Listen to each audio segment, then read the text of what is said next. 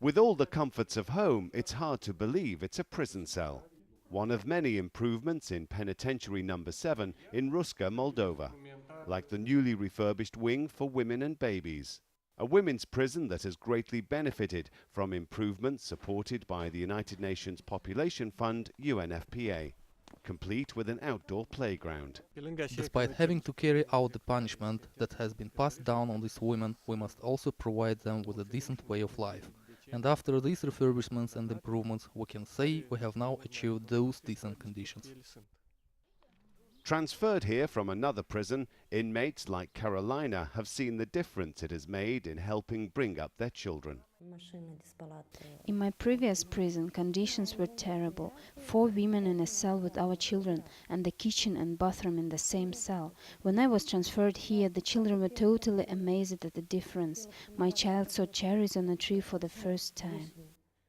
In addition to improvements in living conditions, UNFPA is supporting gynecological services and courses for staff in respecting human rights.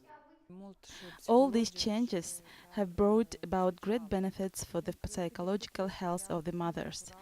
It's more like being in a real home, and the mother seems more relaxed because they spend more time with their children. It is from here that UNFPA helped to win the release of one inmate in particular, known as Case Z, a young woman sentenced to 20 years for murder.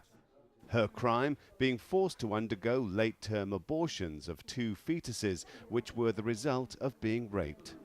There is no criminal penalty under Moldovan law for women who have illegal abortions. If people hadn't helped me get released, I don't think I would have been alive by now. I tried twice to take my own life by overdosing and by cutting my wrists. Granted freedom but not fully exonerated in Moldova, Case Z is hoping to win justice with a ruling before the European Court of Human Rights. Certainly we are looking for positive feedback from European Court. This means that this lady will be fully recognized as victims of injustice in the Republic of Moldova.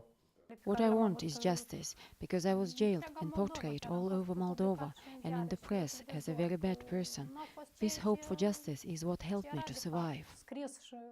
And after years behind bars for a miscarriage of justice, Case Z can finally start thinking about having a future.